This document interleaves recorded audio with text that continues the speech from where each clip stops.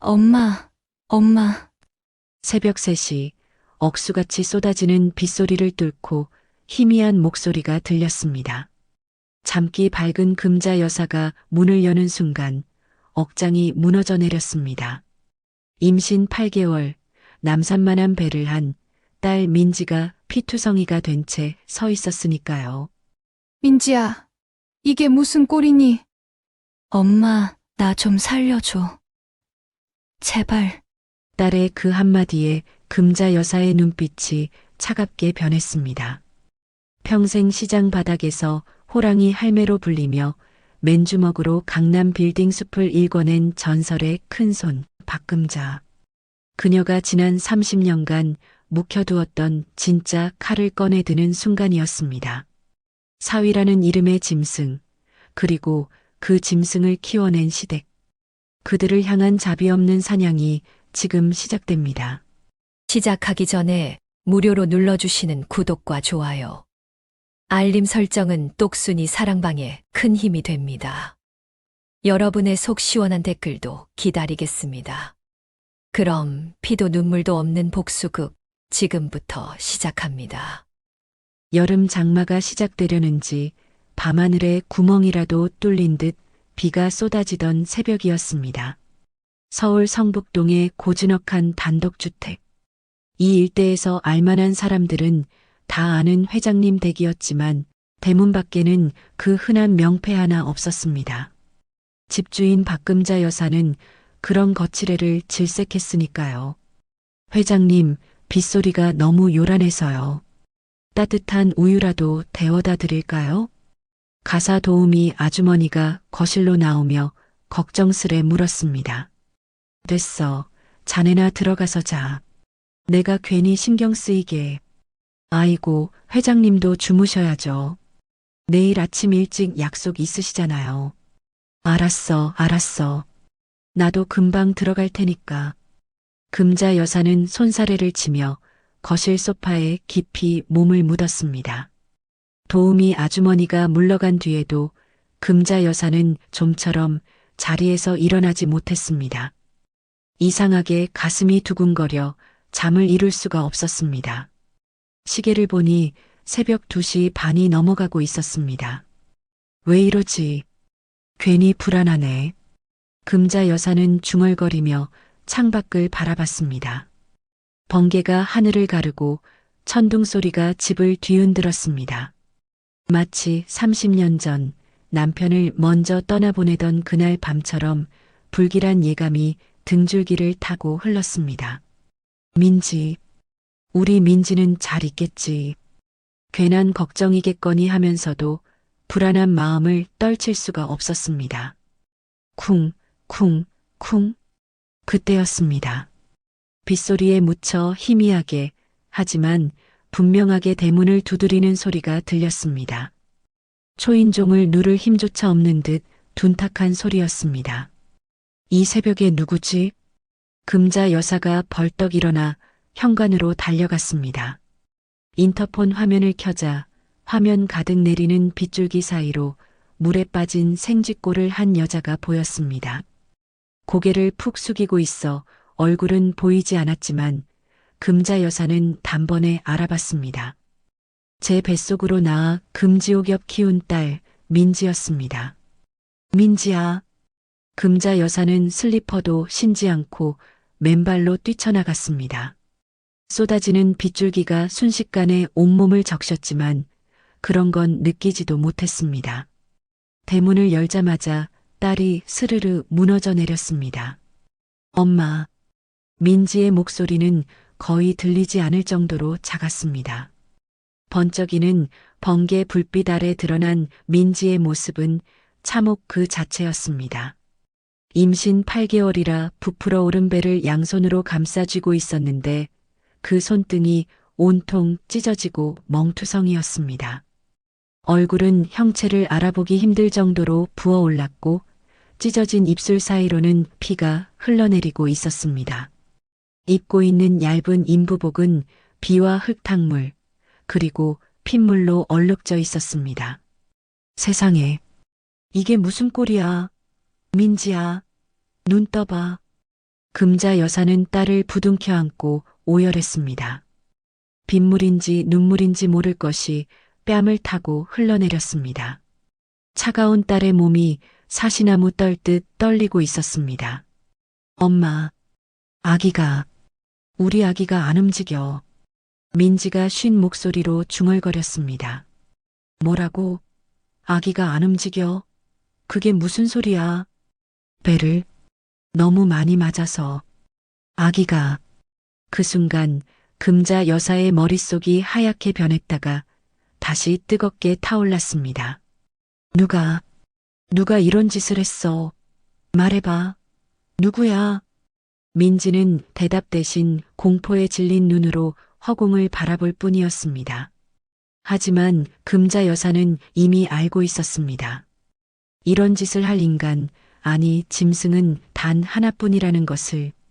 강남의 졸부 집안이라며 거들먹거리던 사돈, 그리고 겉만 번지르르 하지 속은 썩어 문드러진 사위놈 최준호. 그놈이지? 그 썩을 놈이 이랬지. 금자 여사는 이를 악물었습니다. 김 기사 깨워. 당장 차대. 금자 여사의 고함 소리가 빗소리를 뚫고 저택을 울렸습니다. 도우미 아주머니가 허겁지겁 뛰어나왔습니다. 회장님, 어머, 민지 아가씨가 왜 이래요? 닥치고 차 빨리 대라고. 119 부를 시간 없어. 금자 여사는 딸을 번쩍 안아들었습니다. 칠순을 바라보는 나이라고는 믿기지 않는 괴력이었습니다. 그것은 어머니라는 이름의 힘이었습니다. 응급실로 달리는 차 안. 민지는 금자 여사의 무릎에 머리를 기대고 계속해서 헛소리를 했습니다. 잘못했어요. 안 그럴게요. 제발 때리지 마세요. 민지야, 정신 차려. 엄마야. 여기 엄마 차 아니야. 밤 늦었다고. 국이 짜다고. 그것밖에 안 했는데.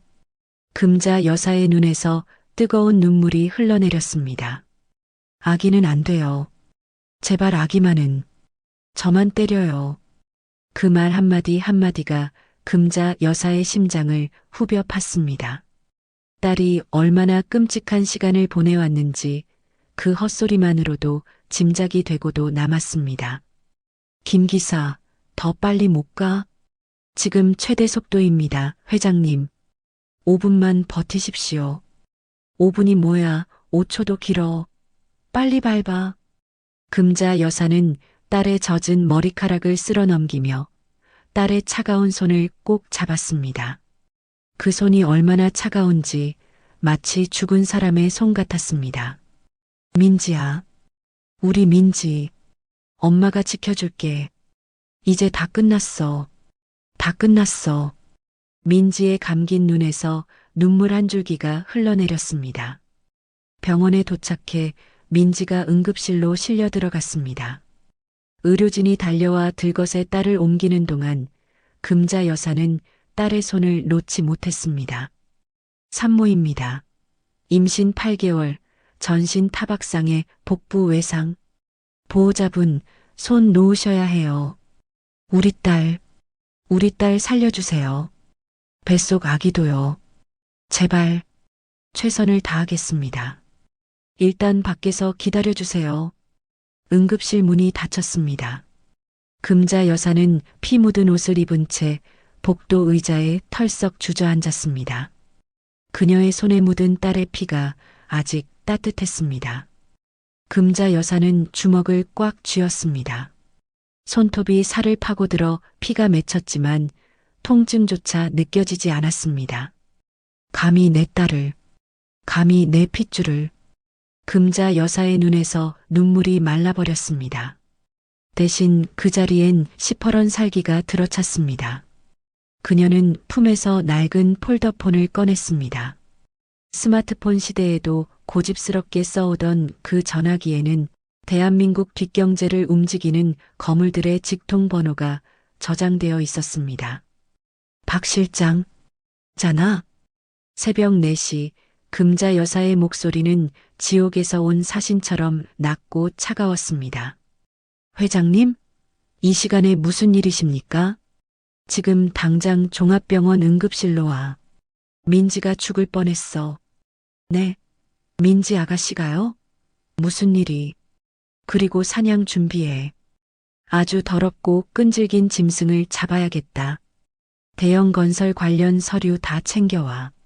전화 너머로 박 실장의 숨소리가 거칠어졌습니다. 알겠습니다. 30분 내로 도착하겠습니다. 전화를 끊은 금자 여사는 병원 창문 너머로 쏟아지는 빗줄기를 바라봤습니다. 주먹 안에서 피가 손가락 사이로 흘러내렸습니다. 최준호, 그리고 최씨네 집안 전부. 너희가 건드린 게 뭔지 알려줄게. 아주 똑똑히. 수술실의 붉은 불빛이 마치 복수의 시작을 알리는 신호처럼 밤새 꺼지지 않았습니다. 수술은 장장 6시간이나 이어졌습니다.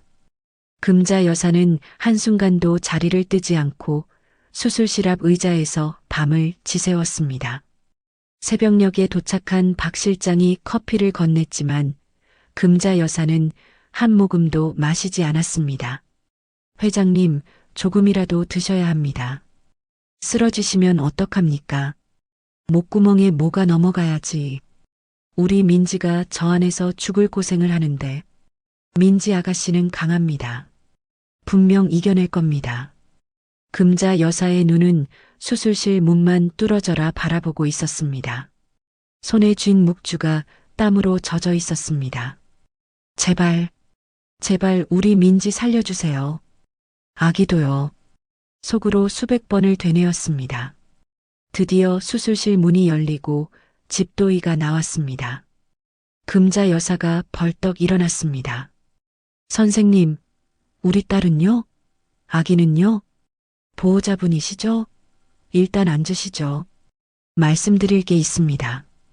의사의 표정이 심상치 않았습니다. 금자 여사는 다리에 힘이 풀려 다시 의자에 주저앉았습니다. 박 실장이 옆에서 부축했습니다. 태아는 기적적으로 무사합니다. 정말 기적이에요. 다만 조기 박리 위험이 있어서 당분간 인큐베이터에서 관찰해야 합니다. 아이고, 다행이다. 다행이야. 금자 여사는 가슴을 쓸어내렸습니다. 하지만 의사의 다음 말에 그녀의 안도는 산산이 부서졌습니다. 문제는 산모입니다. 갈비뼈 3개가 부러졌고 안아골절에 고막 파열까지 온몸에 난 타박상은 셀 수 없을 정도입니다. 그게 다 그놈이.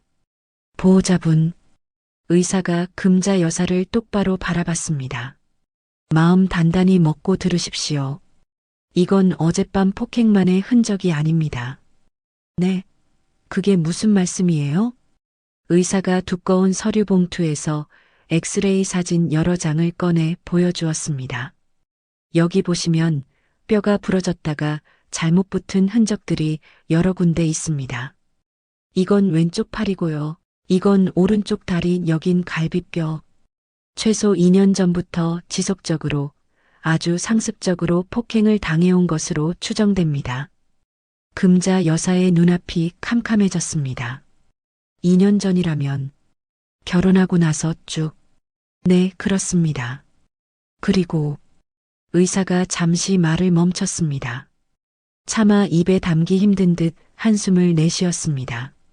담배 화상 자국도 여러 군데 있었습니다. 팔 안쪽, 등, 허벅지, 전부 옷으로 가려지는 부위에만요. 일부러 안 보이는 데만 골라서 지진 겁니다. 뭐라고요? 금자 여사의 목소리가 떨렸습니다. 30년 넘게 의사 생활했지만 이 정도는 처음 봅니다. 이건 단순한 폭행이 아닙니다. 학대예요. 명백한 살인 미수입니다.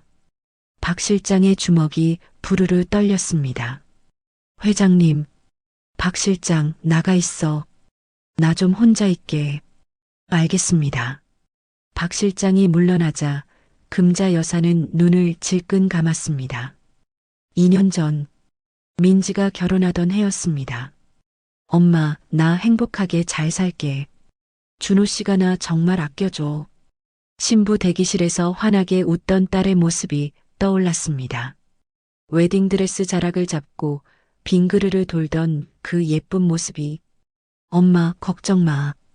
시댁 어른들도 다 좋은 분들이야. 나 진짜 복 받은 거야. 그날 금자 여사는 딸의 손을 잡고 말했습니다. 민지야, 시집가서 힘들면 언제든 엄마한테 와. 알았지? 참지 말고. 엄마 무슨 소리야? 준호 씨가 얼마나 자상한데. 걱정 마. 딸은 그렇게 웃으며 시집을 갔습니다. 그 웃음 뒤에서 딸은 지옥을 견디고 있었던 것입니다. 친정엄마 걱정할까봐 혹은 제가 선택한 결혼이 실패했다는 걸 인정하기 싫어서 그 긴 시간 동안 혼자 피를 삼키고 있었던 것입니다.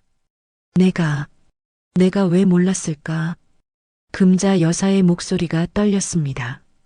명절 때 만난 딸이 유독 수척해 보였던 것도, 긴 팔옷만 입고 다녔던 것도, 시댁 얘기만 나오면 말을 돌렸던 것도 전부 신호였습니다. 그 신호를 못 본 척한 건 다름 아닌 자신이었습니다. 어머님, 경찰에 신고하셔야 합니다. 증거 사진도 다 찍어뒀고 진단서도 발급해 드리겠습니다. 신고. 금자 여사가 눈을 떴습니다. 그 눈빛에 의사가 흠칫 놀라 뒷걸음질 쳤습니다. 경찰? 법? 그런 미지근한 걸로 내분이 풀릴 것 같아요? 금자 여사는 자리에서 일어나 진단서를 낚아채듯 받아들었습니다. 내 딸 몸에 난 상처 하나하나, 뼈 마디마디 부러진 고통, 그놈들한테 똑같이, 아니 1000배 만배로 돌려줄 겁니다.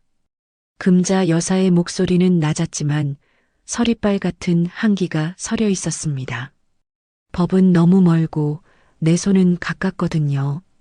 의사는 아무 말도 못하고 고개만 끄덕였습니다.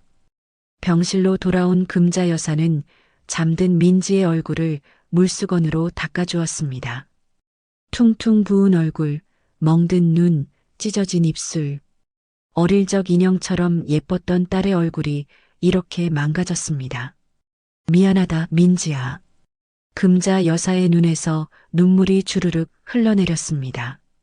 엄마가 돈 버느라 바빠서 껍데기만 보고 사람을 잘못 골랐어. 다 내 죄다. 내가 눈이 삐어서 그런 놈을 골랐어. 그때였습니다. 병실 문이 벌컥 열리더니 술 냄새를 풍기며 사위 최준호가 들어왔습니다. 옆에는 그의 어머니, 민지의 시어머니인 이 여사가 따라 들어왔습니다. 걱정스러운 표정은커녕 귀찮아 죽겠다는 표정이었습니다. 아니, 장모님, 민지 여기 있죠? 애가 왜 새벽에 집을 나가고 난리래요? 최준호가 껄렁하게 말하며 병실 안으로 성큼성큼 들어왔습니다. 사람 쪽팔리게. 시댁 식구들 다 깼잖아요. 아버지가 얼마나 화가 나셨는지 알아요? 금자 여사는 민지의 이마에 얹은 물수건을 천천히 내려놓았습니다. 그리고 천천히 의자에서 일어났습니다. 이 여사가 한술 더 떴습니다. 사돈어른, 딸 교육을 어떻게 시키셨길래 애가 시댁 어른들 있는 집에서 야반도주를 해요? 동네 창피해서 어떡해요. 그리고 봐요. 뱃속에 애까지 가진 계집애가 조심성 없이 어딜 돌아다녀서 저렇게 다쳤대요? 요즘 며느리들은 왜 이렇게 정신머리가 없는지. 우리 때는 시어머니 눈치 보느라 숨도 못 쉬고 살았는데. 금자 여사가 천천히 고개를 돌렸습니다. 그 서늘한 기운에 최준호가 멈칫했습니다. 장모님? 다쳤다? 금자 여사가 낮게 음조렸습니다. 내 눈엔 이게 조심성 없이 돌아다니다 다친 걸로 보여. 아, 뭐 부부싸움 좀 하다 보면 밀치고 그럴 수도 있는 거죠. 최준호가 능글맞게 웃으며 말했습니다.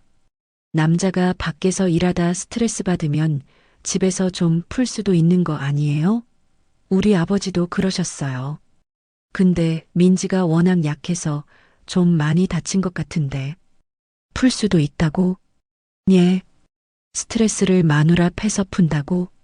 금자 여사의 목소리가 얼음장처럼 차가워졌습니다. 갈비뼈 3개를 분질러 놓고 담배로 살을 지지고 임신한 배를 걷어차는 게 스트레스 푸는 거야? 그게 최준호의 얼굴이 굳어졌습니다. 장모님, 그건 좀 과장이. 과장? 금자 여사가 한 발짝 다가갔습니다. 2년 동안 내 딸을 개 패듯이 패놓고 이제 와서 과장이야? 짱 마이너스. 순식간이었습니다. 금자 여사의 손이 최준호의 뺨을 후려쳤습니다. 얼마나 세게 쳤는지 최준호가 비틀거리며 바닥에 나뒹굴었습니다. 어머, 이게 무슨 짓이에요? 우리 귀한 아들을. 이 여사가 비명을 지르며 달려들었지만 금자 여사의 눈빛 한 방에 얼어붙었습니다. 귀한 아들. 금자 여사가 한 발짝 더 다가갔습니다. 내 눈엔 이 버러지 같은 놈이 귀한 아들로 보여. 내 눈엔 밟아 죽여도 시원찮을 바퀴벌레로 보이는데. 뭐라고요? 사돈 어른이 지금 미쳤어요? 닥쳐. 금자 여사의 한마디에 이 여사가 입을 다물었습니다. 그 서슬 퍼런 기세에 눌려 말이 나오지 않았습니다. 금자 여사는 바닥에 쓰러진 최준호의 멱살을 잡고 일으켜 세웠습니다. 칠순 노인의 힘이라고는 믿기지 않는 악력이었습니다. 잘 들어라, 이 쓰레기 같은 놈아. 최준호의 눈이 공포로 커졌습니다. 코앞에서 느껴지는 금자 여사의 살기에 온몸이 얼어붙었습니다. 이건 평범한 장모가 아니었습니다. 오늘부로 너희는 내 딸, 내 손녀 근처에 얼씬도 못한다. 알겠어? 장모님. 그리고 금자 여사가 최준호의 귀에 대고 속삭였습니다. 기대해라. 네가 민지한테 했던 짓들, 네가 누리고 있는 그 모든 것들, 내가 모조리 가루로 만들어줄 테니까. 뼈가 부러지는 게 어떤 건지, 살이 타는 게 어떤 건지 똑똑히 느끼게 해줄게. 최준호는 공포에 질려 딸꾹질을 시작했습니다. 금자 여사가 손을 놓자 그는 힘없이 바닥에 주저앉았습니다. 바지 사이로 뜨거운 것이 흘러내렸습니다. 꺼져. 금자 여사가 차갑게 내뱉었습니다. 다음에 내 앞에 나타나면 그땐 뺨이 아니라 목이 날아갈 줄 알아. 최준호는 허겁지겁 일어나 병실을 빠져나갔습니다. 이 여사도 아들을 부축하며 따라 나가다가 문 앞에서 돌아섰습니다. 두고 봐요, 사돈 어른. 우리 아들 때린 거 가만 안 둘 거야. 우리가 누군 줄 알아? 대형 건설이 뭔지 알아? 금자 여사는 대답 대신 냉소를 날렸습니다. 그래, 두고 보자. 누가 누굴 가만 안 두나. 문이 닫히고 병실에 정적이 흘렀습니다. 금자 여사는 다시 딸 곁으로 돌아가 민지의 손을 잡았습니다. 민지야, 엄마가 너무 늦었지? 미안해. 정말 미안해. 금자 여사가 딸의 이마에 입술을 가볍게 댔습니다. 딸의 숨소리가 고르게 들려왔습니다. 살아있다는 것만으로도 감사했습니다. 이제 엄마가 다 해결할게. 너는 푹 쉬어. 아무 걱정하지 말고. 그때 병실 문이 조심스럽게 열리고 박 실장이 들어왔습니다. 회장님, 괜찮으십니까? 박 실장. 금자 여사가 천천히 고개를 돌렸습니다. 눈물 자국이 마른 그녀의 눈에는 이제 슬픔 대신 차가운 결의가 서려 있었습니다. 대형 건설. 그 회사 자금 상황 어떻게 돌아가고 있어? 아슬아슬합니다. 저희한테 융통받은 급전으로 겨우 버티고 있는 상황이고요. 그래. 그럼 이제 호흡기를 떼야겠구나. 금자 여사가 창밖을 바라보며 낮게 중얼거렸습니다. 내일 아침 일찍 집으로 와. 회의할 거 있어. 알겠습니다, 회장님. 박 실장이 나간 뒤 금자 여사는 다시 딸의 손을 잡았습니다. 하지만 최준호는 아직 몰랐습니다. 자신이 건드린 장모님이 시장통에서 잔돈이나 세던 평범한 할머니가 아니라 대한민국 현금 부자 순위권에 드는 지하 경제의 여왕이라는 사실을. 금자 여사는 잠든 딸의 얼굴을 바라보며 낮게 속삭였습니다. 민지야, 조금만 기다려라. 내 눈에서 흐른 피눈물, 저놈들 피로 씻어주마. 창밖으로 동이 트기 시작했습니다. 긴 밤이 끝나고 복수의 서막이 열리고 있었습니다. 최준호와 이 여사가 병원에서 쫓겨난 다음 날 아침, 금자 여사는 병실에 개인 간호사와 경호원들을 배치한 뒤 곧바로 성북동 자택으로 돌아왔습니다. 밤새 한숨도 못 잤지만 그녀의 눈빛은 오히려 더 또렷하게 빛나고 있었습니다. 회장님, 식사라도 먼저 하시죠. 밤새 아무것도 못 드셨잖아요. 도우미 아주머니가 걱정스럽게 말했습니다. 아이고, 얼굴이 왜 이렇게 많이 상하셨어요. 민지 아가씨 일 때문에 얼마나 마음고생이 심하셨으면. 됐어. 밥은 나중에 먹을게. 금자 여사는 손사래를 치며 말했습니다. 박 실장, 서재로 와. 할 얘기가 있어. 네, 회장님. 서재로 들어간 금자 여사는 문을 잠그고 벽에 걸린 산수와 족자를 걷어냈습니다. 그 뒤에는 육중한 금고가 숨겨져 있었습니다.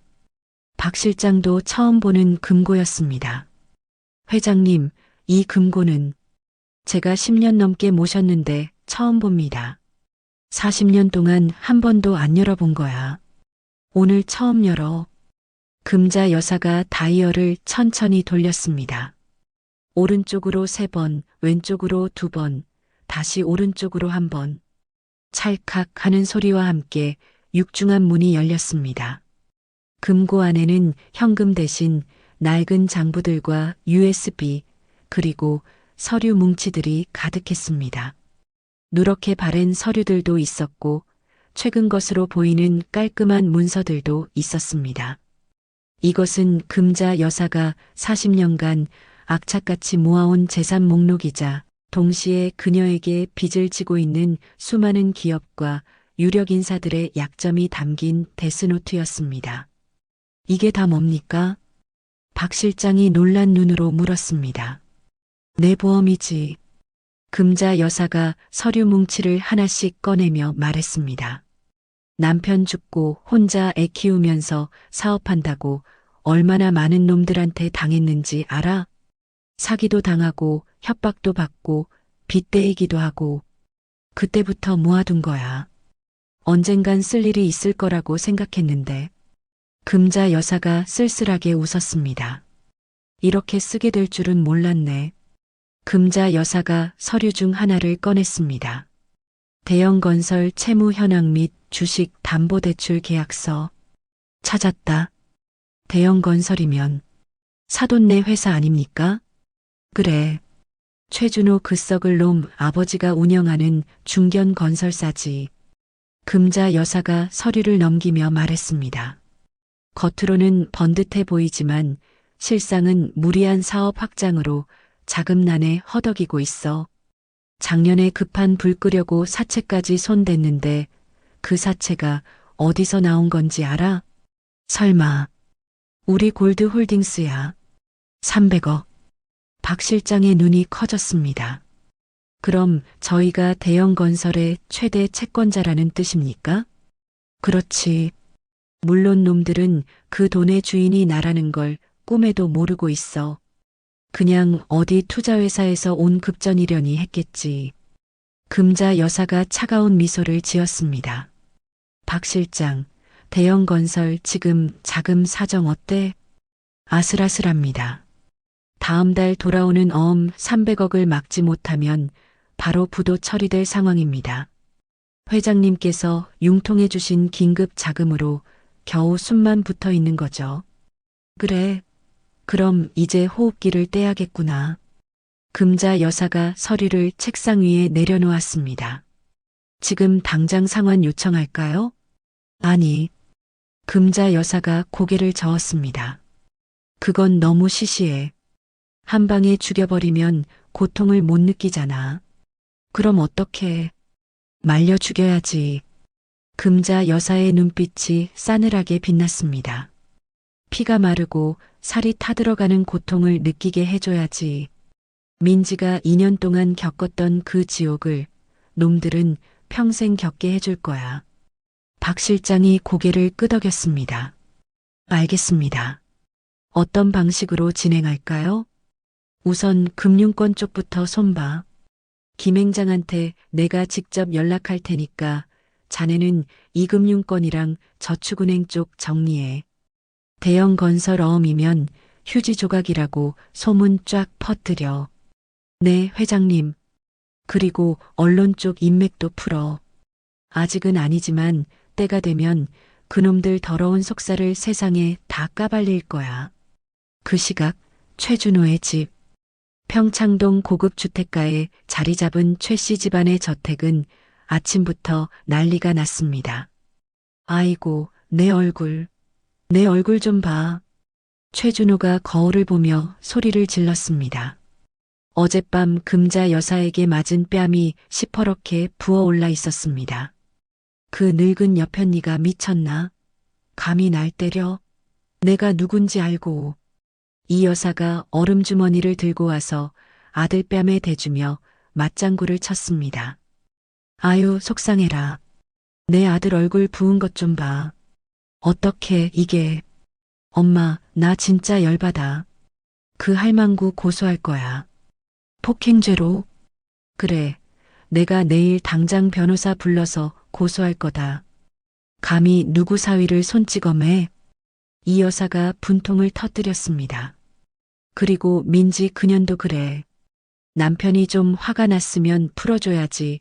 쪼르르 친정에 가서 일러 바쳐? 시집 온 년이 그게 뭐야? 맞아. 엄마 말이 맞아. 민지가 잘못한 거야. 내가 때리긴 했지만 그건 다 걔가 잘못해서 그런 거라고. 최준호가 술잔을 기울이며 투덜거렸습니다. 밥도 맛없게 하고 집안일도 제대로 못하고 거기다 친정엄마가 부자라면서 돈 한 푼 안 갖고 왔잖아. 사기 결혼이야, 사기. 그때 현관문이 열리며 최 회장이 들어왔습니다. 골프를 치고 돌아오는 길인 듯 골프복 차림이었습니다. 이게 무슨 난리야. 아침부터 왜들 이래? 아버지, 장모가 저 때렸어요. 이것 좀 보세요. 최준호가 부은 뺨을 내밀었습니다. 최 회장이 혀를 찼습니다. 쯧쯧, 집안 꼴 잘 돌아간다. 그래서 민지는 데려왔어? 아니요. 장모가 쫓아냈어요. 근처에도 못 오게 경호원까지 세워놨다고요. 뭐, 이 멍청한 놈아. 최 회장이 버럭 소리를 질렀습니다. 지금 우리 회사 사정이 어떤지 알잖아. 다음 달 어음 막을 돈이 없어서 난리인데 일을 이 지경으로 만들어? 그게 제 잘못이에요? 민지가 도망간 거지. 닥쳐. 최 회장이 테이블을 내리쳤습니다. 민지네 집 겉보기엔 허름해도 그 늙은이가 알부자라는 소문이 있어. 시장에서 잔뼈가 굵은 사람이라 현금을 얼마나 쥐고 있는지 모른다고. 그래서요? 그래서 어떻게든 구워 삶아서 급전 좀 땡겨야 하는데 네가 일을 이 모양으로 만들어놨으니 어쩌자는 거야. 최 회장에게 며느리의 안위 따위는 중요하지 않았습니다. 오로지 돈뿐이었습니다. 내일 다시 병원에 가. 무릎을 꿇든 쇼를 하든 해서 민지 데려와. 네, 제가요? 그래, 네가. 그리고 장모한테 돈 얘기 좀 슬쩍 꺼내봐. 사업 자금 좀 도와달라고. 아버지, 그건 좀 뭐? 그 여자가 뭐 대단한 사람이야? 시장통 할머니가 얼마나 있겠어. 기껏해야 몇 억 정도겠지. 그래도 지금 우리한테는 급하니까. 최 회장이 콧방귀를 뀌었습니다. 민지 뱃속에 우리 손자가 있잖아. 그거 빌미로 잘 구슬려봐. 알았어? 알겠습니다. 최준호가 마지못해 대답했습니다. 이 대화 내용은 고스란히 금자 여사의 귀에 들어가고 있었습니다. 민지가 결혼할 때 혹시나 해서 예물시계에 심어두었던 초소형 도청 장치 덕분이었습니다. 금자 여사는 딸을 믿지 못해서가 아니라 혹시 모를 상황에 대비해서 그렇게 해두었던 것입니다. 그 판단이 옳았음을 이렇게 확인하게 될 줄이야. 성북동 저택 서재. 스피커를 통해 들려오는 그들의 역겨운 대화에 금자 여사는 헛웃음을 지었습니다. 급전 땡기러 온다? 구워 삶는다? 박 실장도 옆에서 듣고 있다가 분노를 참지 못했습니다. 저 인간들이 지금 무슨 소리를 하는 겁니까? 사람을 거의 죽여놓고 돈 타령이에요? 돼지들이 만찬을 즐기고 있구나. 금자 여사가 담담하게 말했습니다. 도살장이 코앞인 줄도 모르고 저놈들 눈에는 돈밖에 안 보이나 봐. 사람 목숨이 돈보다 못한 거지. 회장님, 저런 놈들은 그냥 한 방에 끝내버리시죠. 아니야. 금자 여사가 고개를 저었습니다. 한 방에 끝내면 재미없어. 천천히, 아주 천천히 조여야 해. 저놈들이 발버둥 치는 꼴을 봐야지. 금자 여사는 전화기를 들었습니다. 김 행장님? 나 박금자입니다. 네, 오랜만이죠. 잘 지내셨어요? 전화 너머로 긴장한 목소리가 들렸습니다. 아, 박 회장님. 무슨 일로 연락을? 그동안 안부도 못 여쭙습니다. 안부는 됐고요. 부탁이 하나 있어서요. 대형 건설 대출건 말인데 좀 정리해야 할 것 같아요. 네, 정리라면 연장 불가. 기존 대출도 일주일 내로 상환 요청해 주세요. 가능하시죠? 그러면 대형 건설이 버티지 못합니다. 부도가. 김 행장님. 금자 여사의 목소리가 낮아졌습니다. 내가 그동안 행장님 뒤에서 얼마나 밀어줬는지 기억하시죠? 10년 전 그 일도 있고. 별거 아니에요. 그냥 원칙대로 하시면 돼요. 부실 기업 대출 정리하는 거 은행 입장에서도 나쁠 거 없잖아요. 알겠습니다. 그대로 하겠습니다. 고마워요, 행장님. 나중에 밥 한번 해요. 전화를 끄는 금자 여사는 창밖을 바라보며 중얼거렸습니다. 민지야, 조금만 기다려라. 저놈들이 무릎 꿇고 빌 때까지 엄마가 하나하나 다 갚아줄게. 박 실장이 조심스럽게 물었습니다. 회장님, 다음 단계는 어떻게 하시겠습니까? 이금융권도 다 막아. 저축은행, 캐피탈, 사채까지. 대형 건설 어음 받아주는 데가 단 한 군데도 없게 만들어. 알겠습니다. 그리고 금자 여사가 돌아섰습니다. 그 눈빛의 서린 냉기가 박 실장의 등골을 서늘하게 만들었습니다. 최준호 그놈이 내일 병원에 온다며? 아주 특별하게 맞이해줘야겠어. 사냥이 시작되었습니다. 다음 날 아침 대한민국 금융계에 묘한 기류가 흐르기 시작했습니다. 대형 건설에 대한 자금줄이 동시다발적으로 막히기 시작한 것입니다. 회장님, 큰일 났습니다. 대형 건설 본사 회장실. 자금 팀장이 사색이 되어 뛰어들어왔습니다. 손에 들린 서류가 파르르 떨리고 있었습니다.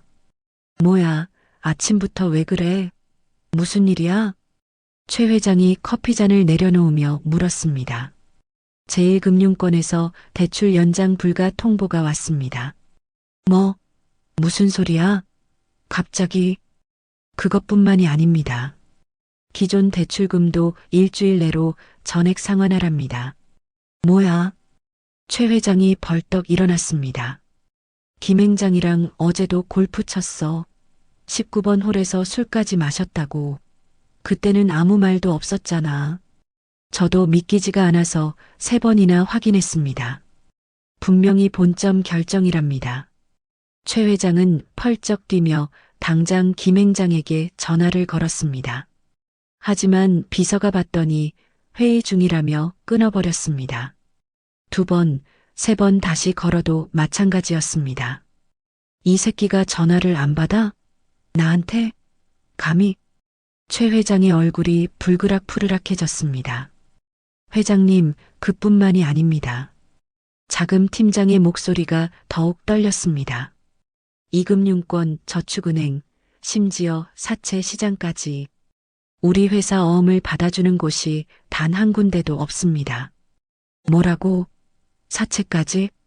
네, 평소에 거래하던 곳들한테 다 연락했는데 하나같이 거절입니다. 위에서 안 된다고 했다면서요. 위가 어딘데? 모릅니다. 다들 입을 꽉 다물고 있어요. 마치 누군가 뒤에서 조종하는 것처럼 일제히 문을 닫았습니다. 누구야? 어떤 놈이 감히 우리 대형 건설을. 최 회장은 책상을 내리쳤습니다. 커피잔이 바닥에 떨어져 산산조각 났습니다. 알아봤는데 확실하지는 않지만 골드홀딩스라는 투자회사가 움직이고 있다는 소문이 있습니다. 골드홀딩스? 그게 뭔데? 처음 듣는 이름인데. 저도 처음 듣는 이름입니다. 그런데 그 회사가 저희한테 융통해준 300억 채권을 가지고 있다고. 뭐? 그 돈이 거기서 나온 거였어? 최 회장의 얼굴이 하얗게 질렸습니다. 실소유주가 누군지는 아직 파악이 안 됩니다. 워낙 베일에 쌓여 있어서. 당장 알아내. 뭘 하고 있어? 그 시각 금자 여사는 병원에서 민지의 곁을 지키고 있었습니다. 민지는 여전히 안정을 취해야 했지만 의식은 또렷해졌습니다. 창밖으로 들어오는 햇살이 민지의 창백한 얼굴을 비추고 있었습니다. 엄마. 민지가 힘겹게 입을 열었습니다. 왜 민지야? 어디 불편해? 의사 부를까? 아니, 그게 아니라. 민지가 금자 여사의 손을 잡았습니다. 엄마, 나 이혼할래. 더 이상 못 참겠어. 아니, 참으면 안 되는 거였어. 진작 엄마한테 말했어야 했는데. 민지의 눈에서 눈물이 흘러내렸습니다. 나 때문에 엄마까지 힘들게 해서 미안해. 엄마 속 썩인 거 다 알아. 금자 여사는 딸의 손을 꼭 잡으며 부드럽게 말했습니다. 미안할 거 없어. 이혼은 당연한 거고 위자료도 두둑이 받아야지. 저놈들한테 네가 당한 거 생각하면 전 재산 뜯어내도 모자라. 엄마. 그리고 민지야. 금자 여사가 딸의 눈물을 닦아주며 말했습니다. 네가 미안해할 거 하나도 없어. 잘못한 건 그놈들이야. 너는 아무 잘못 없어. 알았지? 민지가 고개를 끄덕이며 울음을 터뜨렸습니다. 금자 여사는 딸을 품에 안고 등을 토닥였습니다. 울어. 실컷 울어. 이제 다 끝난 거야. 그때 병실 문이 열리고 말끔한 정장을 입은 중년 남자가 들어왔습니다. 국내 1위 로펌 태산의 대표 변호사 정태산이었습니다. 회장님 부르셨습니까? 금자 여사가 고개를 끄덕였습니다. 정 변호사 왔어? 어서 와. 민지 아가씨 오랜만입니다. 많이 다치셨다고 들었습니다. 정 변호사가 민지에게 가볍게 목례를 했습니다. 이분이 누구야? 민지가 금자 여사에게 물었습니다. 태산 로펌 대표야. 대한민국에서 이혼 소송 제일 잘하는 사람이지. 엄마가 불렀어. 네. 태산 로펌이면. 민지의 눈이 커졌습니다. 재벌가 이혼 소송을 도맡아 하는 전설적인 로펌이었습니다. 회장님, 준비는 다 됐습니다. 정 변호사가 서류 가방에서 두꺼운 문서를 꺼냈습니다. 이혼 소송, 재산 분할, 위자료 청구, 양육권, 그리고 형사 고소까지 가장 유능한 변호사 5명으로 팀을 꾸렸습니다. 증거는 박 실장님이 이미 완벽하게 수집해 두셨더군요. 진단서, 사진, 녹음 파일, 도청 기록까지. 이 정도면 승소는 100%입니다. 금자 여사가 고개를 끄덕였습니다. 승소는 당연한 거고 내 목표는 그게 아니야. 그럼 뭘 원하십니까? 금자 여사의 눈빛이 번뜩였습니다. 저놈들이 법정에서 제발 감옥에 보내주세요라고 빌게 만드는 거야. 바깥 세상이 감옥보다 더 지옥이라는 걸 보여줄 테니까. 정 변호사가 씩 웃었습니다. 알겠습니다. 그렇게 해드리죠. 민지가 어리둥절한 표정으로 금자 여사를 바라봤습니다. 엄마, 대체 엄마가 누구야? 어떻게 태산 로펌 대표가 직접 나중에 다 얘기해 줄게. 지금은 몸 추스르는 게 먼저야. 금자 여사가 딸의 이마를 쓰다듬었습니다. 오후가 되자 최준호가 다시 병원을 찾아왔습니다. 이번엔 꽃바구니를 들고 말끔한 정장을 입은 채였습니다. 아버지의 불호령에 연기를 하러 온 것입니다. 아, 저기요. 박민지 씨 병실이 어디죠? 최준호가 안내 데스크에 물었습니다. 하지만 병원 입구에서부터 검은 정장을 입은 남자들에게 가로막혔습니다. 어디 가시는 겁니까? 뭐야, 니들 뭔데? 비켜. 내 아내 보러 왔어. 최준호가 고래고래 소리를 질렀습니다. 접근하실 수 없습니다. 뭐, 니들이 뭔데 내 앞을 막아.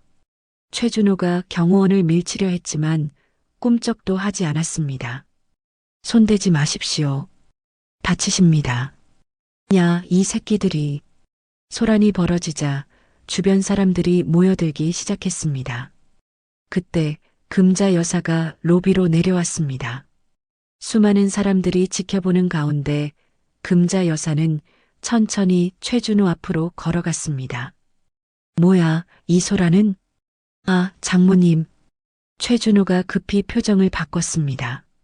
손에 들고 있던 꽃바구니를 내밀며 억지 미소를 지었습니다. 장모님, 오해십니다. 제가 어제는 술이 과해서 실수를 좀 했는데요. 민지 좀 보게 해주세요. 사과하고 싶어서요. 연기가 많이 늘었구나. 금자 여사가 차갑게 말했습니다. 근데 어쩌니 관객이 없어서. 네, 무슨 접근 금지 가처분 신청했다. 금자 여사가 싸늘하게 말했습니다. 뭐라고요? 가처분이요? 한 발짝만 더 움직이면 현행범으로 체포될 거야. 법원 결정문 보여줄까? 여기 있어. 금자 여사가 품에서 서류를 꺼내 흔들었습니다. 최준호의 얼굴이 굳어졌습니다. 장모님, 그건 좀 심한 거 아니에요? 저도 아버지가 될 사람인데 아이 얼굴이라도 보게 해주셔야죠. 아버지? 금자 여사가 비웃었습니다. 임신한 마누라 배를 걷어찬 놈이 무슨 아버지야? 입에서 아버지 소리가 나오냐? 그건 제가 술에 취해서. 술 타령하지 마. 술이 문제가 아니라 내 썩어 빠진 인성이 문제야. 금자 여사가 한 발짝 다가갔습니다. 최준호가 자기도 모르게 뒷걸음질 쳤습니다. 그리고 내 아버지한테 전해라. 네. 300억 엄 내가 가지고 있다고. 최준호의 눈이 동그랗게 커졌습니다. 네. 그게 무슨 300억이요? 대형 건설의 목숨줄 내가 쥐고 있다고. 알아듣겠어? 그게 말도 안 돼요. 장모님이 어떻게긴. 내 돈이니까 내가 가지고 있지. 금자 여사의 눈빛이 얼음장처럼 차가웠습니다. 그러니까 썩은 동아줄 잡고 발버둥 치지 말고 가서 장례식 준비나 하라고 해라. 회사 장례식. 장모님, 그리고 다시는 내 앞에 나타나지 마. 다음에 얼굴 보면 그땐 뺨이 아니라 다른 게 날아갈 줄 알아. 금자 여사는 뒤도 돌아보지 않고 엘리베이터에 올랐습니다. 최준호는 멍하니 서서 그 뒷모습을 바라볼 수밖에 없었습니다. 장모가 우리 회사 채권자라고? 그 시장통 할머니가 300억을? 등골이 오싹해지는 공포가 그를 덮쳤습니다. 손에 들린 꽃바구니가 바닥에 떨어졌습니다. 주변에서 구경하던 사람들이 수군거리기 시작했습니다. 저 사람 뭐야? 꽃 들고 왔다가 쫓겨나네. 무슨 일이래? 최준호는 창피함과 공포가 뒤섞인 얼굴로 병원을 빠져나왔습니다. 떨리는 손으로 전화기를 꺼내 아버지에게 전화를 걸었습니다. 아버지, 큰일 났어요. 뭐, 민지 데려왔어? 그게 아니라, 장모가 뭐? 300억. 그 300억이 장모 돈이래요. 우리 회사 목숨줄을 장모가 쥐고 있대요. 전화기 너머로 최 회장의 고함 소리가 들렸습니다. 뭐? 300억이 그 여자 거라고. 그 시장통 할망구가. 네. 접근 금지 가처분까지 신청했대요. 어떡해요, 아버지. 전화기 너머로 최 회장이 책상을 내리치는 소리가 들렸습니다. 금자 여사의 칼춤이 시작되었습니다. 그리고 그것은 아직 서막에 불과했습니다. 일주일이 지났습니다. 대형 건설은 그야말로 사면초가에 몰렸습니다. 회장님, 이번 주 어음 결제 50억 막을 방법이 없습니다. 협력업체들도 대금 지급 독촉에 본사 앞에서 시위를 시작했습니다. 피켓 들고 나왔어요. 언론에서도 냄새를 맡았는지 취재 요청이 쏟아지고 있습니다. 경제부 기자들이 아침부터 전화기를 붙들고 있어요. 임원 회의실에서 쏟아지는 보고에 최 회장의 얼굴은 낯빛이 되어 있었습니다. 불과 일주일 전까지만 해도 중견 건설사로 승승장구하던 대형 건설이 이렇게 무너지다니 꿈에도 상상하지 못한 일이었습니다. 주가는요? 연일 하한가입니다. 이번 주에만 40% 빠졌습니다. 거래처들은 절반이 거래 중단 통보를 해왔습니다. 대형 건설이랑 엮이면 같이 망한다고 최 회장이 이 말을 감싸쥐었습니다. 도대체 골드홀딩스가 뭐하는 곳인지 알아냈어? 조사해봤는데 페이퍼 컴퍼니를 여러 개 거친 구조라 실소유주 파악이 어렵습니다. 다만 뭐 확실하지는 않지만 그 회사 뒤에 박금자라는 사람이 있다는 첩보가 있습니다. 박금자? 그 이름 어디서? 최 회장이 미간을 찌푸렸습니다. 그 순간 번개처럼 기억이 스쳤습니다. 설마 며느리 친정 어머니 이름이 박금자 아니었나? 네, 그 시장통 할머니요? 야, 당장 알아봐. 그 여자가 뭐 하는 사람인지. 1시간 뒤 조사 결과가 올라왔습니다. 최 회장은 보고서를 읽다가 손이 덜덜 떨리기 시작했습니다. 이게 말이 돼? 박금자. 겉으로는 성북동에서 조용히 사는 평범한 할머니. 하지만 그 실체는 골드홀딩스를 비롯한 12개 계열사를 거느린 거대 지주회사의 회장이었습니다. 추정 자산만 3조 원. 대한민국 현금 부자 순위권에 드는 말 그대로 숨은 재벌이었습니다. 3조. 최 회장의 눈앞이 캄캄해졌습니다. 대형 건설 전체 자산이 2천억도 안 되는데 그 장모라는 여자가 3조를 가지고 있다고? 아버지, 이게 사실이에요? 최준호가 보고서를 들여다보며 물었습니다. 그의 얼굴도 사색이 되어 있었습니다. 우리가 그런 사람 딸을. 닥쳐. 최 회장이 보고서를 집어던졌습니다. 내 놈이 그 여자를 때리고 다녔으니까 이 지경이 된 거 아니야. 이 멍청한 놈아. 저도 몰랐잖아요. 민지가 그런 집안 딸인 줄 누가 알았겠어요. 몰랐으면 사람을 때리지를 말았어야지. 최 회장이 재떨이를 집어 최준호에게 던졌습니다. 최준호가 간신히 피했지만 재떨이는 벽에 부딪혀 산산조각 났습니다. 지금 싸우고 있을 때가 아니에요. 이 여사가 끼어들었습니다. 당장 그 여자한테 가서 빌어요. 무릎을 꿇든 뭐라든. 뭐, 내가 그 시장통 할망. 최 회장이 말을 멈췄습니다. 더 이상 시장통 할망구라고 부를 수 있는 상대가 아니었습니다. 그래, 가자. 당장 가. 최 씨 일가는 급히 차를 몰아 성북동으로 향했습니다. 금자 여사의 저택 앞에 도착했을 때 그들은 또 한 번 충격을 받았습니다. 이게 그 집이라고? 평소 허름한 집이라고 무시하던 그곳은 높은 담장에 둘러싸인 고급 한옥이었습니다. 대문 앞에는 검은 정장을 입은 경호원들이 서 있었고 고급 세단 여러 대가 주차되어 있었습니다. 뭐야, 우리 집보다 훨씬 좋잖아.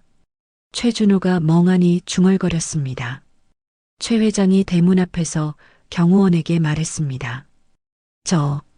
박 회장님 뵈러 왔습니다. 대형건설 최 회장입니다. 잠시만 기다리십시오.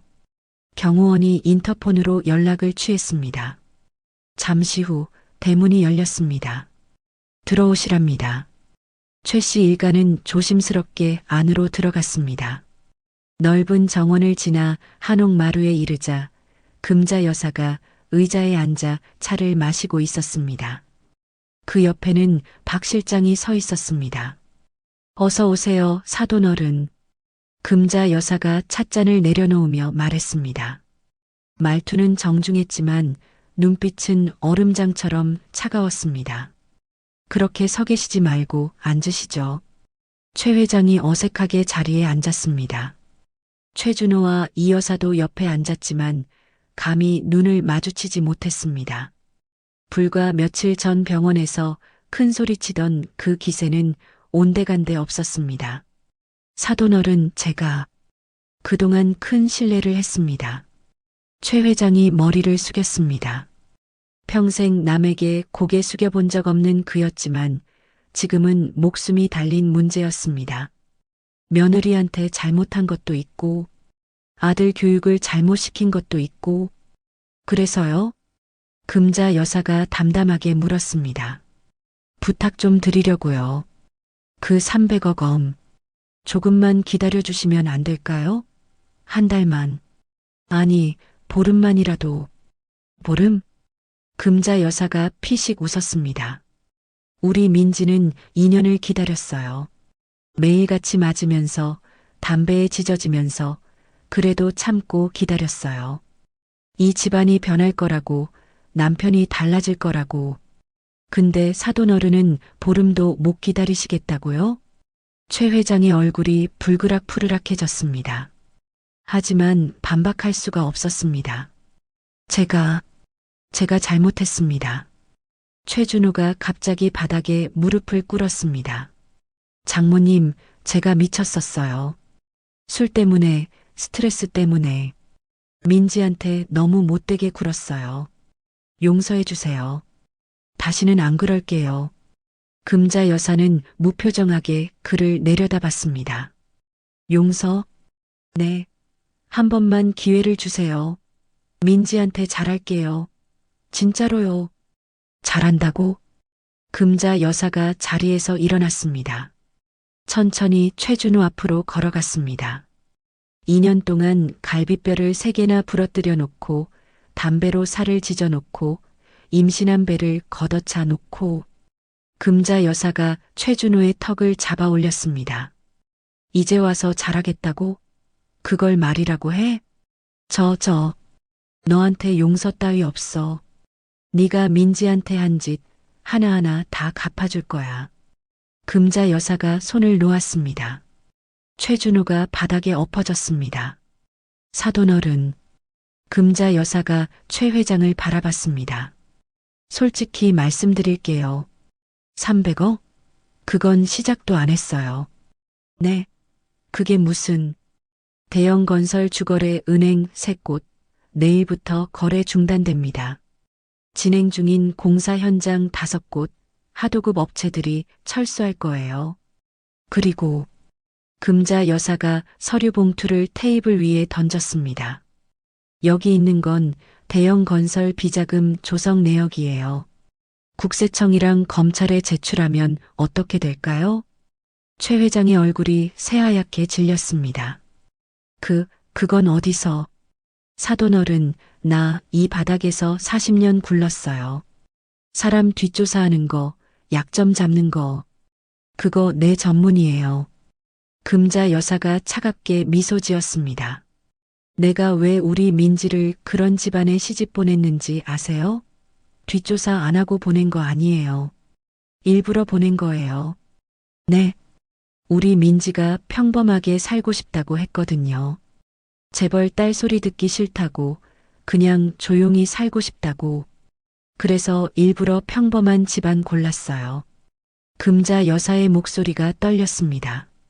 근데 그게 이렇게 될 줄은 몰랐어요. 내가 민지를 지옥으로 보낸 거야. 잠시 침묵이 흘렀습니다. 금자 여사가 다시 입을 열었습니다. 그래서 내가 직접 끝내려고요. 민지가 겪은 지옥, 당신들한테 똑같이 돌려줄 거예요. 사돈어른, 제발. 최 회장이 바닥에 엎드렸습니다. 70평생 남에게 머리 숙여본 적 없는 그가 이마를 바닥에 박았습니다. 한 번만 봐주세요. 제가 뭐든 할게요. 뭐든? 네, 뭐든요. 제발 살려주세요. 이 여사도 옆에서 같이 엎드렸습니다. 사돈어른, 제가 그동안 잘못했어요. 며느리한테 함부로 대한 것도 있고, 제발 한 번만 봐주세요. 금자 여사가 고개를 끄덕였습니다. 좋아요. 그럼 하나만 하세요. 뭔데요? 최 회장이 고개를 번쩍 들었습니다. 내일 아침 9시 우리 민지 병실 앞에서 무릎 꿇고 빌어요.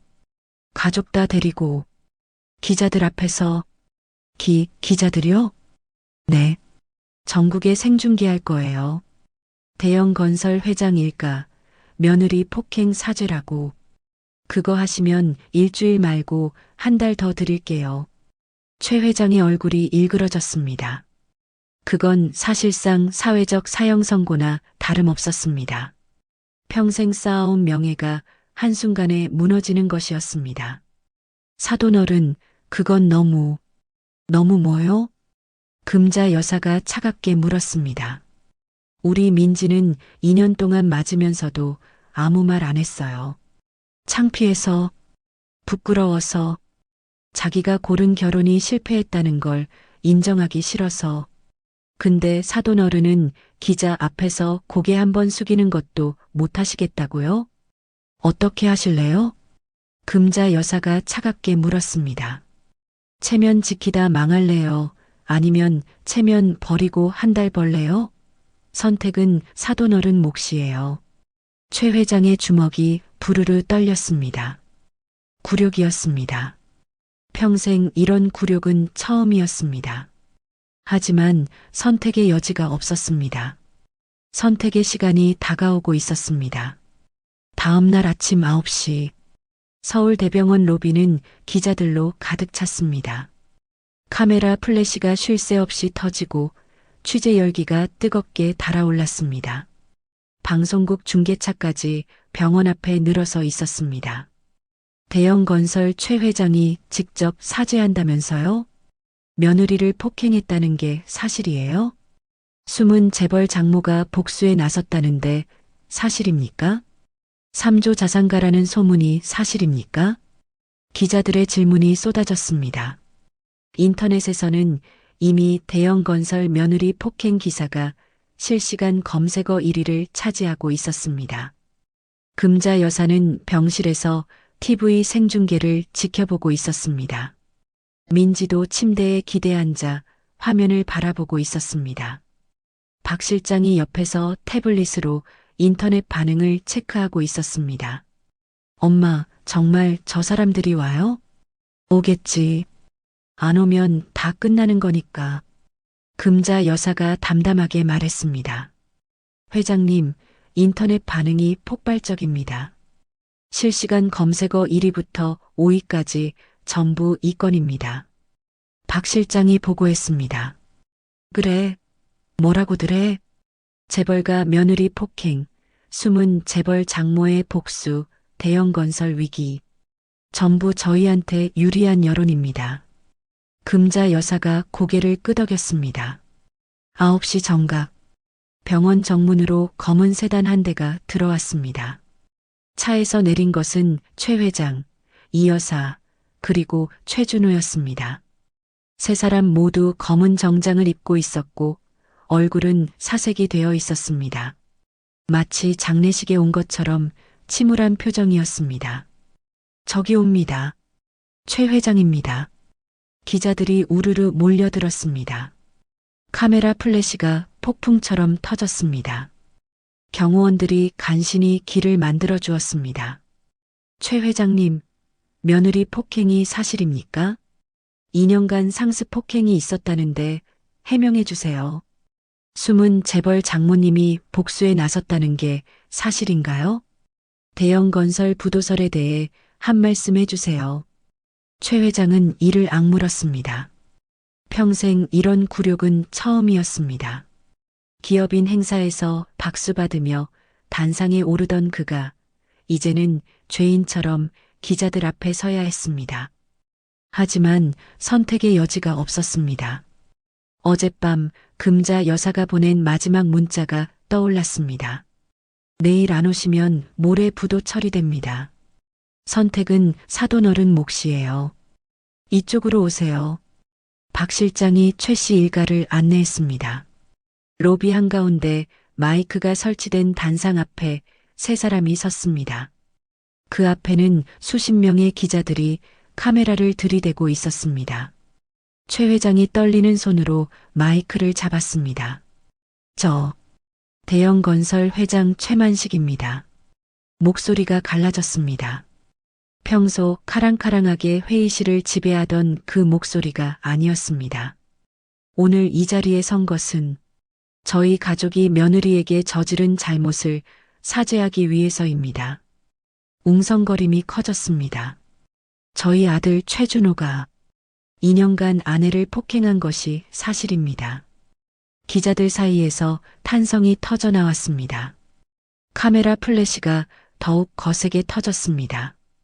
갈비뼈를 부러뜨리고 담배로 화상을 입히고 임신한 아내의 배를 걷어찬 것도 사실입니다. 최준호의 얼굴이 불그락푸르락해졌습니다. 전국에 생중계되는 자리에서 자신의 만행이 낱낱이 공개되고 있었습니다. 저희 가족은 이 자리에서 며느리 박민지 씨에게 진심으로 사죄드립니다. 최 회장이 허리를 90도로 숙였습니다. 이 여사와 최준호도 옆에서 같이 고개를 숙였습니다. 죄송합니다. 세 사람의 목소리가 로비에 울려 퍼졌습니다. 기자들의 카메라가 쉴 새 없이 셔터를 눌러댔습니다. 그 장면을 지켜보던 금자 여사가 피식 웃었습니다. 엄마, 저 사람들 진심일까? 민지가 조심스럽게 물었습니다. 진심? 저게 진심으로 보여? 금자 여사가 고개를 저었습니다. 저건 회사 살리려고 하는 쇼야. 진심은 무슨, 눈에 뵈는 게 없으니까 저러는 거지. 그래도 저렇게까지 했으면 좀 봐주시는 거 아니에요? 민지가 걱정스러운 눈으로 금자 여사를 바라봤습니다. 아무리 자신을 때린 남편이라도 저렇게 무릎 꿇는 모습을 보니 마음이 복잡했습니다. 민지야. 금자 여사가 딸의 손을 잡았습니다. 네가 2년 동안 얼마나 무섭고 힘들었는지 엄마가 다 알아. 매일 맞으면서도 참았던 거, 친정에 말 못하고 혼자 끙끙 앓았던 거. 근데 저 사람들은 네가 힘들었던 2년 동안 뭐 했어? 며느리가 맞는 거 알면서도 모른 척 했잖아. 아니, 오히려 부추겼어. 민지의 눈에 눈물이 고였습니다. 저 사람들이 무릎 꿇은 건 네가 불쌍해서가 아니야. 돈 때문이야. 회사 때문이야. 진심으로 미안해서 저러는 거 아니야. 알아요, 엄마. 알아요. 민지가 울음을 터뜨렸습니다. 나도 알아. 저 사람들이 날 사람으로 안 본다는 거. 그냥 돈줄로만 봤다는 거. 금자 여사가 딸을 품에 안았습니다. 그래, 알면 됐어. 이제 다 끝난 거야. 엄마가 다 정리해 줄게. 그 시각 로비에서는 기자회견이 계속되고 있었습니다.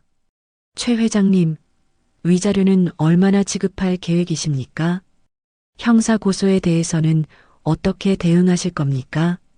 대형건설 자금난과 이번 사건이 연관이 있습니까?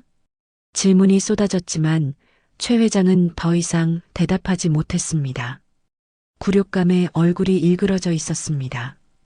기자회견이 끝나고 최 씨 일가는 병원을 빠져나왔습니다.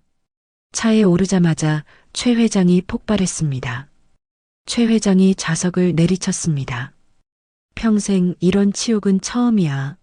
전국의 생중계로 개망신을 당하다니. 아버지, 진정하세요.